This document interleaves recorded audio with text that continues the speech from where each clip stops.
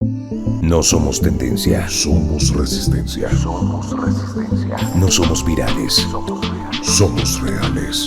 Más que un hashtag, Somos pura sal. más que influencers, Somos diferencers. diferencers.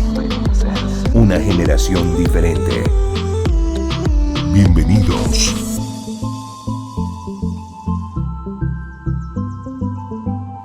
La iglesia de Filipenses estaba ubicada en una ciudad llamada Filipos. Y Filipos era una ciudad griega. Pero escúchame algo, porque aquí había algo peculiar y especial. Y es el gran aprecio que Pablo tenía con los filipenses. Yo no sé, pero no sé si ustedes vieron el piropo que Pablo le echa a esta iglesia. Mira lo que les dice: hermanos míos, amados y deseados, gozo y corona mía. Ay, ay, ay. Si alguien te llega a decir gozo y corona mía, amigo, cásate. Uy, allá cayó el primero. De esta manera Pablo se dirigía a los filipenses. Gozo y corona mía. Yo me pregunté, pero ¿por qué tanto cariño? ¿Por qué tanto aprecio? Y en algún momento lo había compartido en alguna predicación por allá en la cuarentena. Los filipenses es ese tipo de personas de comunidad que tú y yo anhelaríamos tener al lado.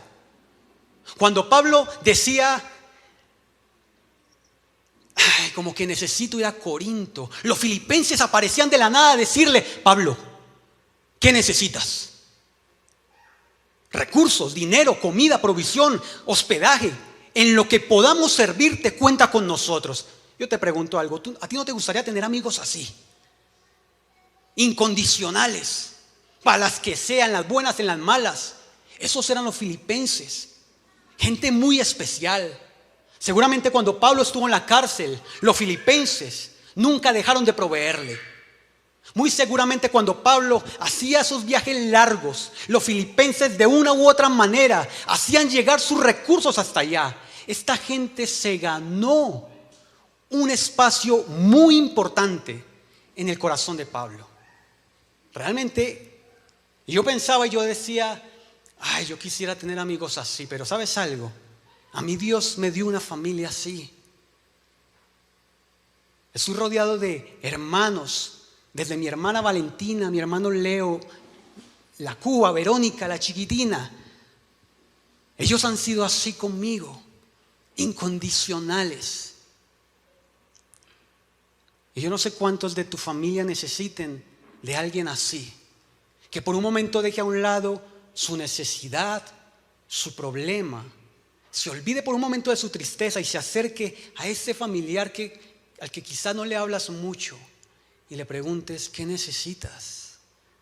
Te veo turbado, te veo triste. Hace días no hablamos. Hace días te veo cabizbajo, te veo en silencio. ¿Qué ocurre contigo? ¿Sabes? Hay alguien que siempre va a necesitar de un filipenses en la casa. Yo no sé a quién el Señor le esté hablando el día de hoy. Así que Pablo, con ese cariño, le llega una noticia que realmente llamaría la atención de él, y es: dos señoras de la comunidad de esta iglesia empezaron a entrar en diferencias, en contiendas. Así que Pablo pregunta: ¿pero quiénes son? Doña Evodia y doña Sintique. Ay, ay, ay. Ahí tienes para que le pongan nombres a tus hijos. Evodia y Sintique. ¿Pero qué pasó con Evodia y Sintique? No sé, tienen diferencias, se pelearon. Así que Pablo decide escribir la última carta que mandaría a esta iglesia. Ahí está, la última carta es Filipenses 4. Estas dos mujeres provocarían eso. Qué increíble. Así que Pablo les dice, en medio de toda la letra que acabamos de leer, les dice: levanten oración, pero no olviden hacerlo con acción de gracias. La gratitud. Párale bolas a eso, porque la gratitud es algo medular que estará en el mensaje de hoy y que el Señor te recordará una vez más. De eso trataría la última carta de Pablo a los filipenses: gratitud. Hay algo que Pablo tenía con la división. Pablo podía ver el pecado y decía: podemos hacer algo.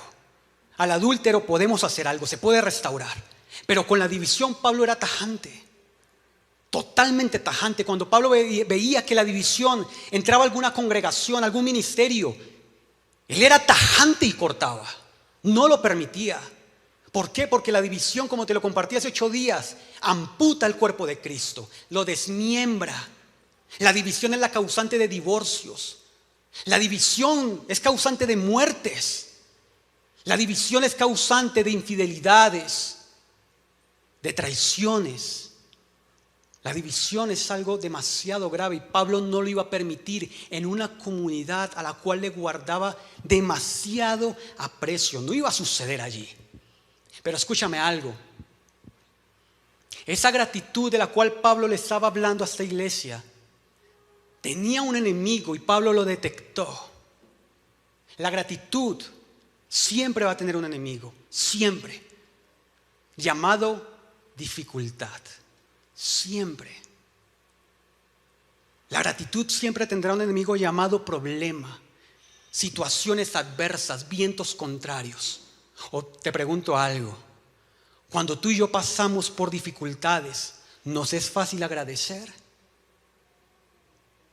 Cuando alguien llega a su trabajo y se encuentra con esta maravillosa noticia: amigo, hay recorte de personal y hasta el lunes tú trabajas aquí.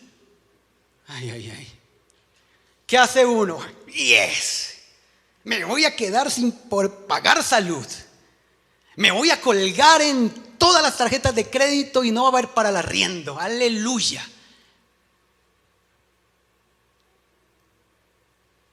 El mayor enemigo de la gratitud es el problema, la circunstancia, la dificultad. Y déjame decirte que ese es el mundo. Uno respira y a alguien le molesta. Dificultad. O yo te pregunto algo: ¿tú no has enfrentado dificultades este año? Es más, voy a cerrar un poco más la brecha. Este mes, ¿hay alguien que no haya afrontado ninguna dificultad? Levante la mano. Levante la mano para que me firme la Biblia, para que me firmes aquí y me tatúe tu nombre. Todos, menos el chiquitín de allá, hemos pasado dificultades. Así que siempre la gratitud está en juego, está en una balanza en donde normalmente la gratitud pierde. Ay, yo no sé si a alguien el Señor hoy le esté hablando. Pero ese es el trabajo de Satanás. El mayor objetivo de Satanás es que hayan hijos desagradecidos. Esa es la cúspide de él. A Satanás no le importa que tú y yo nos llamemos hijos de Dios. A Satanás lo que le importa es que tú y yo nos llamemos hijos de Dios desagradecidos. A Satanás no le importa que tú y yo nos arrodillemos a orar. A Satanás lo que le importa es que cuando nos arrodillemos nuestra oración suene ingrata, suene altiva. Eso es lo que le importa a Satanás. A Satanás no le tiemblan las piernas cuando tú y yo levantamos las manos. A Satanás lo que le importa es que cuando tú estás levantando las manos, por dentro le estás diciendo a Dios: ¿por qué? ¿Por qué mi crisis? Yo aquí, mire, te levanto las manos y todo, Señor, mírame, aquí estoy, mírame. Haz algo conmigo. No merezco esto. Ese es el trabajo de Satanás. Que Dios tenga hijos, pero hijos totalmente desagradecidos. Escúchame algo, no sé si recuerdas que hace 8 días te di un dato que a mí me voló la cabeza personalmente. Y es cuando te dije que una vida que llega a la vejez dormirá aproximadamente 25 años, sumando las horas de todas las noches. 25 años tú y yo dormiremos en la vida. Wow, yo dije, ¿qué locura es esto? 25 años. Así que tenía mucha curiosidad con este dato y me encontré con un hombre, un poeta. Se volvió famoso después de muerto. Ay, ay, ay. Yo creo que no hay nada más triste que uno volverse tendencia cuando ya uno no lo ve. No, qué berraquera, ¿no? A este hombre le pasó eso. Este hombre dijo una frase que me llamó mucho la atención y dijo: hay dos cosas que la humanidad ha creado y que han hecho algo especial en la tierra. La primera, la bomba atómica. Y yo dije, bueno, sí. Todos los países tratan de hacer treguas, pactos, muchas cosas para que nadie oprima ese botoncito que dice bomba nuclear. Es importante. Y este hombre sigue diciendo, y lo segundo que el hombre creó, que es importantísimo tanto como la bomba nuclear, se llama la cama. La cama.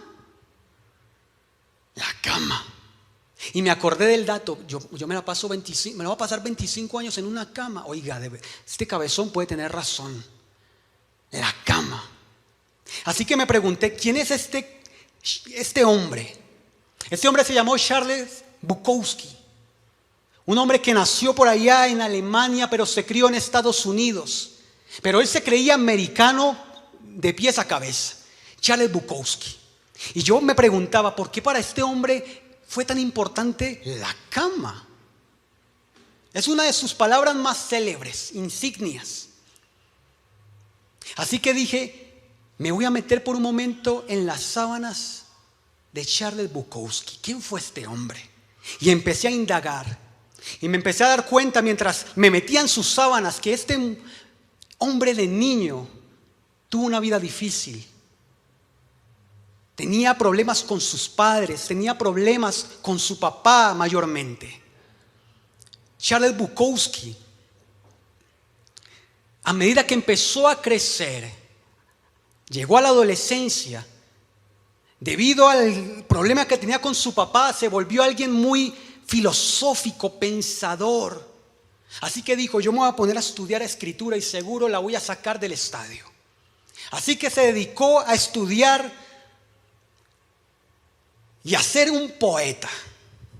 Llegó a los 25 años de edad y cuando él pensaba que el haber estudiado en una buena universidad, el saber escribir, el tener semejantes poesías lo iban a llevar al estrellato, fracasó. Así que este hombre dice, pero yo entonces ¿en qué soy bueno? Así que renunció a su poesía y mientras yo seguía metiéndome en su sábana yo decía, bueno, algo bueno tiene que suceder en la vida de este hombre. Me metí más en sus sábanas y me encontré con que este hombre se dedicó a trabajar en una empresa de mensajería, a la cual le dedicaría muchos años de su vida. Yo dije, seguramente ahí fue que se hizo famoso. Y no, por el contrario, después de muchos años este hombre hace un alto en su oficina y dice, ¿qué estoy haciendo con mi vida? Yo nací para ser poeta, así que prefiero morir de hambre haciendo lo que amo que vivir bien, pero muriéndome dentro de esta oficina de mensajería y correos.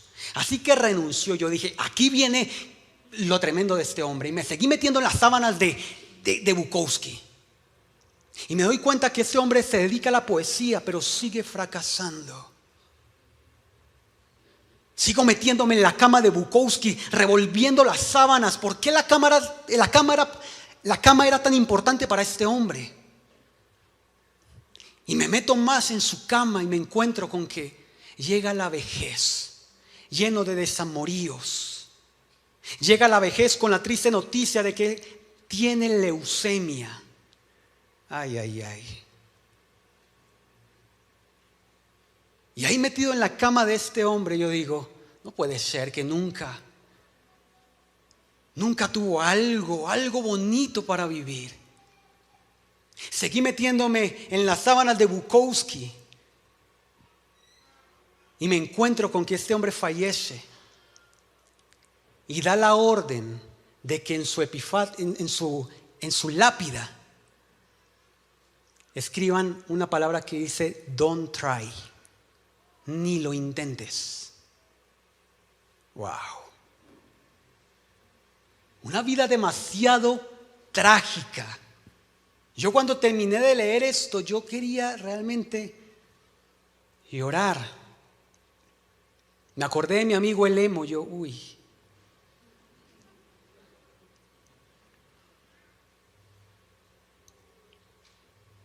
no puede ser, decía yo, no puede ser que existan vidas en una sola tonalidad, gris, gris, gris, gris, gris, gris, y no hay avances, no hay nada para celebrar. Charles Bukowski. Me identificaba con Charles Bukowski porque yo dije, para este hombre la cama fue algo importante. Y yo decía dentro de mí, yo toda mi vida he sido un dormilón. Yo no sé si a alguien aquí le guste dormir como a mí. Por ahí dijeron amén. Aleluya. Y de hecho el dormir, el descansar es necesario, muy necesario. Se dice que mientras nosotros descansamos, las células muertas se regeneran, los tejidos se arreglan.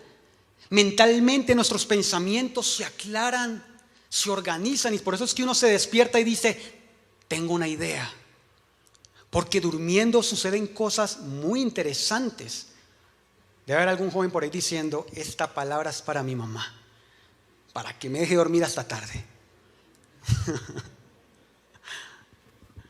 Durmiendo suceden cosas muy, pero muy especiales. Yo siempre pensé que el animal más dormilón era el perezoso. Y resulta que no.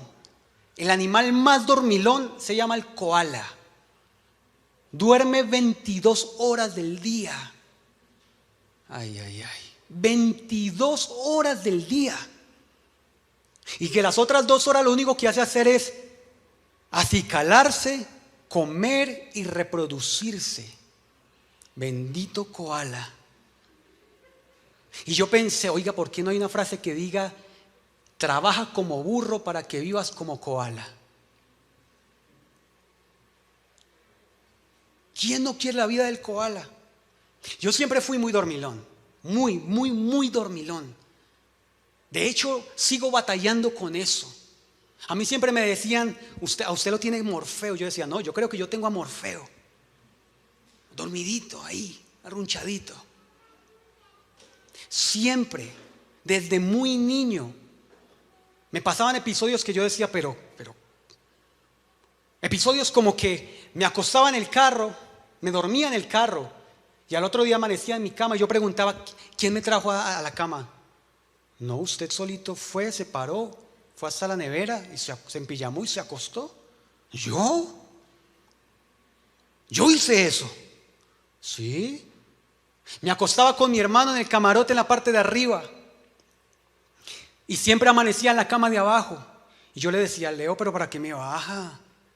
Déjeme dormir con usted ahí al ladito. No, yo no lo bajo.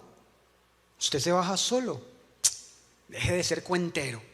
Y siempre pensé que me bajaban de la cama hasta que un día ocurrió algo que es tétrico. Es más, si no te gustan las historias de terror, tápate los oídos, amigo, porque seguramente no dormirás esta noche. Recuerdo que un día mi mamá abre la puerta, la alarma de nosotros era mi mamá.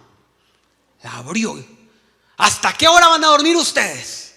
Y yo ahí dejo las cobijas, ay, llegó mi mamá. Por allá la escuché porque yo era muy dormilón, muy dormilón. Cuando escucho a mi mamá, ¿pero ustedes qué hicieron? Mire cómo rompieron el vidrio del equipo. ¡Leonardo! Y mi hermano se quita las cobijas. Mamá, ¿qué pasó? Yo por allá medio escuchaba todo. ¿Qué pasó, mamá? Mire cómo destruyeron el vidrio del equipo. ¿Quién lo dañó? Y mi hermano, mamá, yo no sé. Yo no lo hice, yo no he hecho ningún daño. Ay, no, acá las cosas se dañan solas. Aquí no hay culpables. Aquí todo se rompe por obra y gracia del Espíritu Santo. Me va diciendo quién lo rompió, yo lo hago cantar con el cable de la plancha. Ay, ay, ay. Yo no sé a quiénes le dieron con el cable a la plancha en este lugar. Yo tengo marcas, no mentiras. Mamá, perdóname.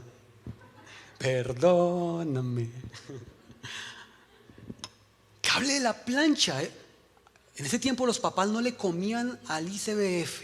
No. Demanda, usted decía demanda, amigo. Y le volteaban el mascadero al revés, así era la frase de mi mamá. Y mi hermano estaba ahí. Yo pensaba que yo estaba acostado con mi hermano. Abrí un ojito y me di cuenta que estaba en la cama abajo. Y yo, bendito Leo, otra vez me bajó. Ojalá le den duro. Me miré y vi el piso lleno de vidrios. Y yo, sangre de Cristo, Leo, ¿qué hizo? Ay, y ojalá le den duro. Y él seguía negándolo. Mamá, se lo prometo. Mamá, se lo juro sin chulito y sin salvación que yo no fui. Esa era una frase que usábamos nosotros de niño. Sin chulito y sin salvación. ¿Qué chulito ni qué nada? Les voy a dar es correa a los dos. ¡Pedro! Y yo, ay. Mamá, en este cuarto solamente dormimos dos y yo no fui. Fue Leo, péguele. Pedro, párese.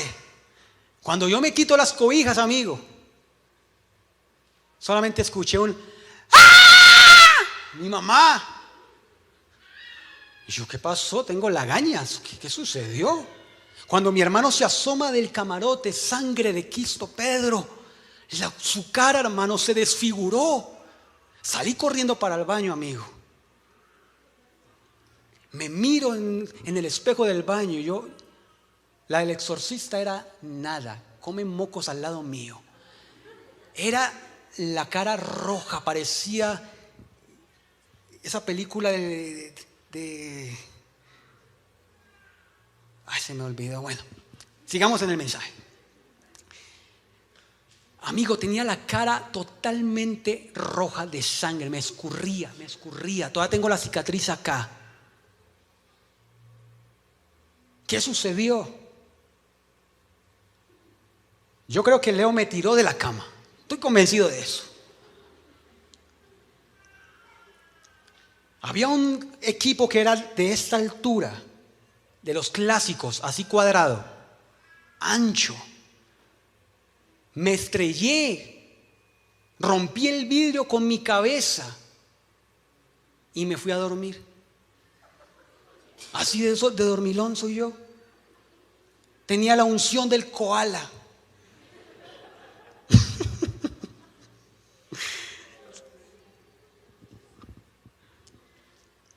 Y bajo esto yo decía, quizá Bukowski no tenía el sueño profundo como yo. Quizá la cama de Bukowski era una cama tan incómoda que no podía velar el sueño como yo. Años en donde Bukowski siempre estuvo bajo la misma cama, preguntándose, ¿y yo qué? ¿Qué sucederá conmigo? Nada me sale bien. Desde niño he sido un fracaso. Crecí, soy un fracaso. Me casé, fui un fracaso. Ahora llego a la vejez y mi salud es un fracaso. ¿Qué voy a escribir en mi tumba? Soy un poeta. Debo dejar algo célebre. Y lo único que se le ocurre dejar escrito es don't try. Ni lo intentes. Y yo me preguntaba algo. ¿Cuáles son las sábanas tuyas y mías hoy?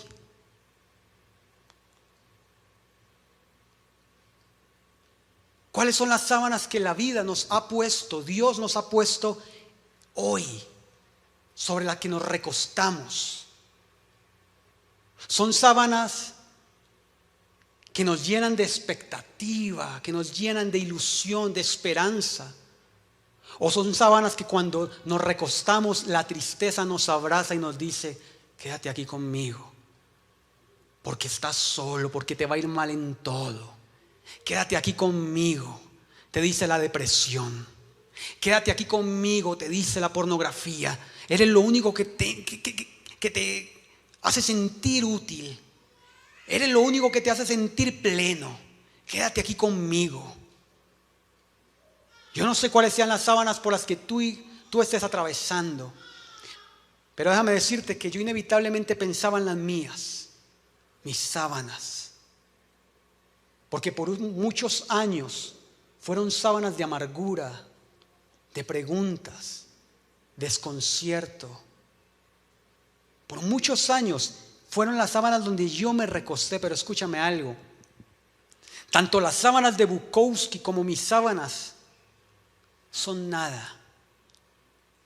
Un hombre en la Biblia al cual le tocaría recostarse en las sábanas que tú y yo no desearíamos estar nunca. Jamás. Te encuentras con esto en Génesis 22. Unas sábanas que tendería el mismísimo Dios. El mismísimo Dios las tendería aquel día. Y alguien pensará, no, si Dios tendió esas sábanas, seguramente son sábanas de un material muy fino. Seguramente están hechas, no sé, de franela, de satín, por lo menos de algodón, de seda, no sé mucho de telas. Pero las sábanas que Dios tendería aquel día serían de un material como este, leña. ¿Quién quiere acostarse sobre la leña? Nadie. Y Abraham está allí, caminando. 3 días lleva caminando hacia esas sábanas. Y su hijo Isaac pregunta, papá, llevamos todo, la leña, el fuego, el cuchillo y el cordero. ¿Dónde está? ¿Dónde lo metiste? ¿Dónde lo dejaste? Y lo único que Abraham le dice a Isaac es, Dios proveerá. El Señor proveerá. Así que llegan al lugar, al monte de Moriah. Y estando en aquel monte, Abraham le dice a Isaac, ven hijo, ¿te puedo pedir un favor? Súbete a esta mesa. Ay. Recuéstate, hijo, tranquilo. No te preocupes. Ok, papá, allá voy. Sangre de Cristo. Esto no se va a caer. Ay. Acá estoy, papá. ¿Qué sucede? Yo me imagino ese cuadro. Puedo imaginarme por un momento la perspectiva que tenía Isaac. No tenía este techo.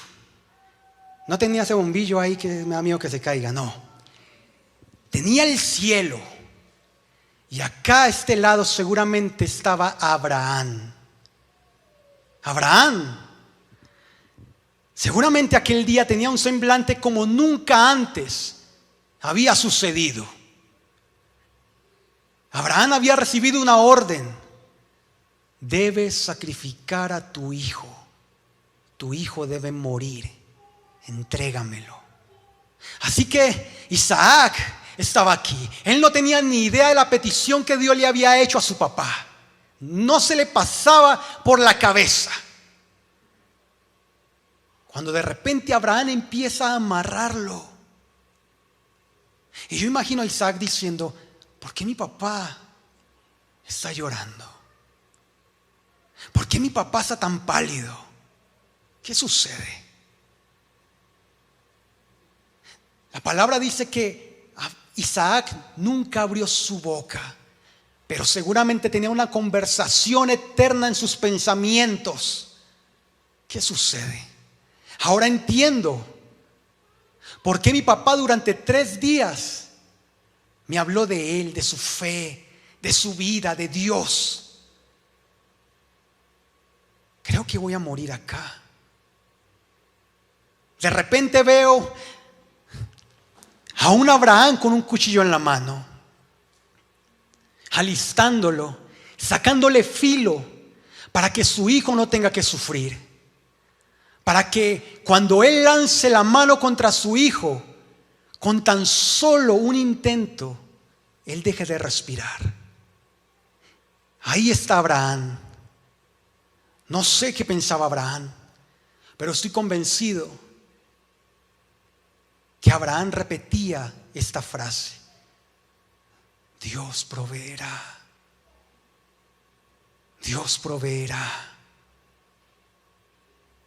Durante 3 días fue lo que escuchó Isaac de Abraham. Papá, no hay carnero, Dios proveerá. Ahora que su hijo estaba recostado sobre la leña, estoy convencido que Abraham seguía repitiendo: Dios proveerá. Así que yo imagino a Isaac diciendo lo mismo: Señor, tú proveerás. Veo como mi papá alza la mano contra mí, pero creo que tú proveerás. Veo a mi papá llorando frente a mí, pero creo que tú proveerás. De repente el cuchillo empieza a bajar fuertemente hacia el cuerpo de Isaac. Imagino a Isaac cerrando sus ojos y diciendo: hasta aquí me trajo hasta aquí llegué yo. Me llegó el que me trajo. Dios proveerá. De repente se escucha una voz en el cielo que dice: detente, Abraham. Ay, ay, ay. Dios proveyó.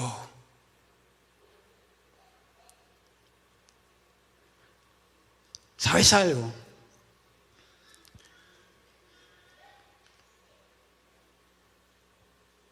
Nunca tú y yo tendremos la sábana que un día tuvo Isaac debajo de él. Nunca. Y si lo piensas, ay, ay, ay, desátate.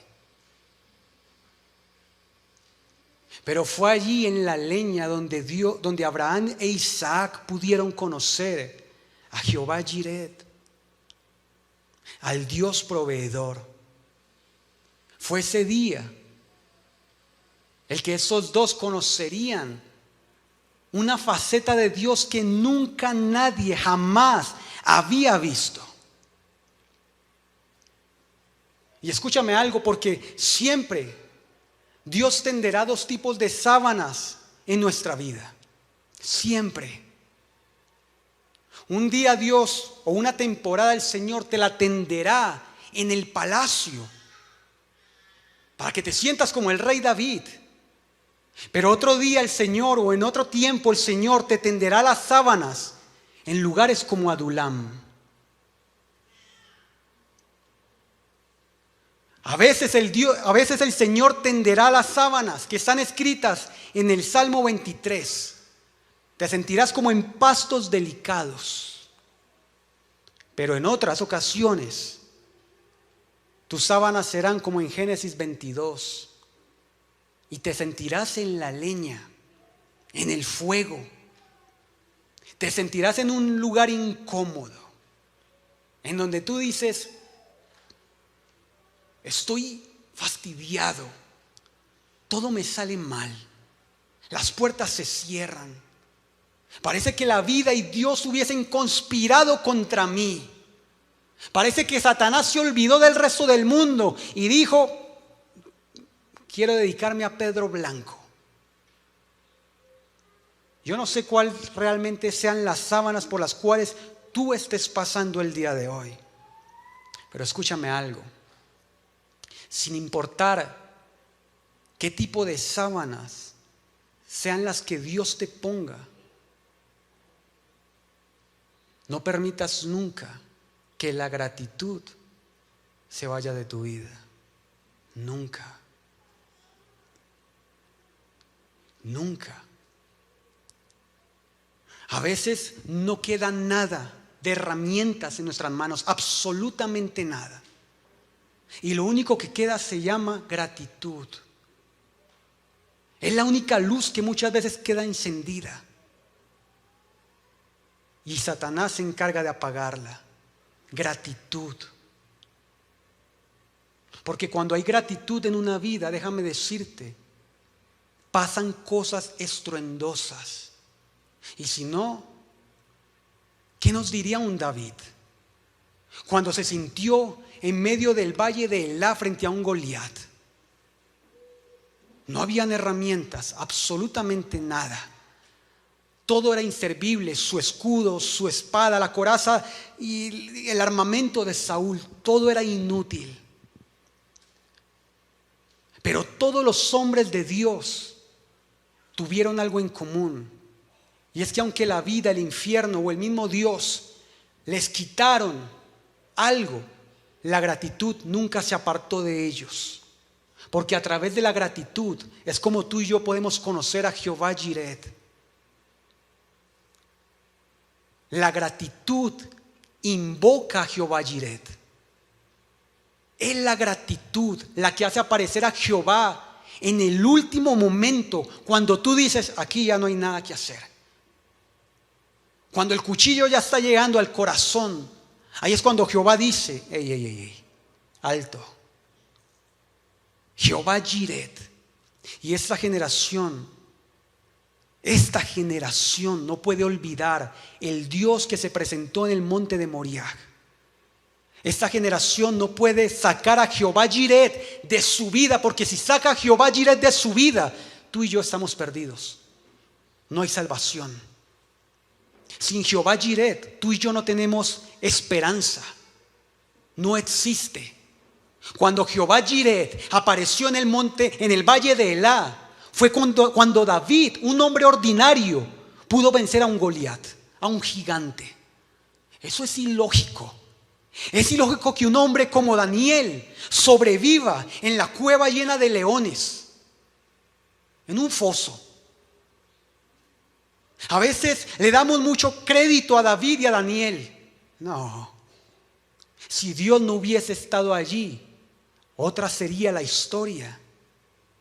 ¿Y qué sería de un José si no hubiese creído en Jehová Jiret? Seguramente hubiese muerto en la cárcel. ¿Y qué hubiera sido de un Jonás si no hubiese conocido a Jehová Jiret? Jamás hubiese salido de aquella ballena. Nunca. ¿Cómo fue que la tumba quedó vacía? Porque Jehová Jiret proveyó. Apareció cuando nadie lo esperaba. Apareció en el momento más inoportuno, cuando el infierno gritaba victoria. Cuando el infierno decía vencimos. Cuando el infierno dijo Sadrach, Mesach y Abednego, ¡ja! ¿Quiénes son? Fue ahí cuando el rey dijo, veo a 4 hombres metidos en aquel horno.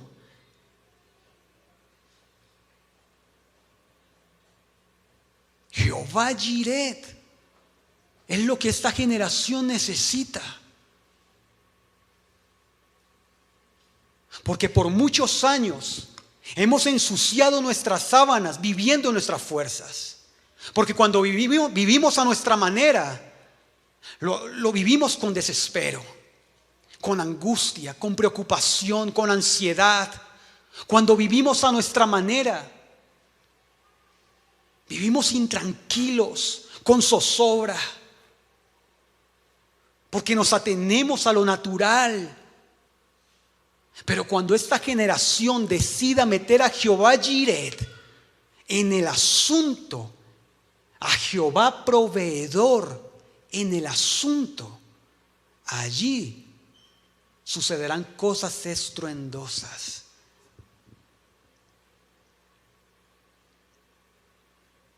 Muchas cosas olvidará esta generación. Pero te doy un consejo de parte de Dios. Olvida lo que quieras, pero no olvides a Jehová. Porque es lo único que te puede salvar. Es lo único que le dará salida al problema que tú hoy estás atravesando. Tú y yo necesitamos de un milagro. Tú y yo necesitamos que algo sobrenatural pase, porque naturalmente las cuentas nunca, jamás nos van a dar, nunca jamás. La gratitud. Mira lo que Jonás habló estando dentro del vientre de la ballena. Está ahí en Jonás 2:9. Dice: yo en cambio te ofreceré sacrificios y cánticos de gratitud. Cumpliré las promesas que te hice. La salvación viene del Señor. Gratitud. A los hombres de la Biblia los salvó la gratitud en medio del problema, en medio de la zarza, en medio del horno, en medio de la cueva de Adulán, en medio de la tumba, en medio de lo que fuese. La gratitud fue lo que llevó a aquel ladrón que estaba al lado de Jesús a encontrarse con él en el paraíso. La gratitud. Y déjame decirte que tú no serás la excepción. Gratitud. El Señor me ha traído simplemente para eso el día de hoy. Deja la queja. Deja de mirar el problema y de reclamarle a Dios, de buscar culpables. Porque aunque encuentres el culpable, el problema no se irá. Tú lo que necesitas es decirle a Dios en medio de lo que estás viviendo: gracias. Sin entender por qué. Porque estoy convencido que Jonás dentro del vientre del pez no entendía muchas cosas. Imagino a un Jonás sentado por allá en una tripa de la ballena diciendo: ¿y yo qué hago acá? Debería estar muerto. Imagino a un David cuando estaba buscando las 5 piedras. Señor, ¿en qué me metí? ¿En qué me metí? Imagino a un Daniel cuando empezaron a bajarlo y empezó a ver a los leones con hambre. Santo Dios. Imagino a un Jesús cargando la cruz.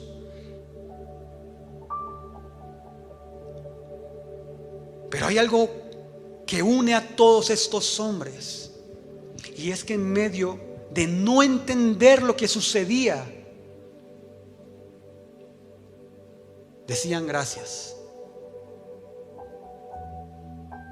¿Hace cuánto en tu oración olvidas por un momento tus problemas, tus peticiones, lo que te falta, lo que te afana, y tan solo te dedicas a decirle a Dios: gracias? Me duele, Señor, estoy incómodo, pero gracias. ¿Sabes? Esas oraciones se dejaron de oír poco a poco mientras cada uno de estos hombres morían. Se levantó la iglesia primitiva y esa oración volvió, pero siglo tras siglo esta oración de gratitud se apaga. Y hoy, en representación del apóstol Pablo, vengo a este lugar para decirte: vuelve a Dios en acción de gracias. Tu oración necesita acción de gracias. Tu vida necesita acción de gracias. Solo de esa forma vendrá Dios y tú podrás decir: conocí al Dios de Abraham y de Isaac. Somos Diferencers. Diferencers. Una generación diferente.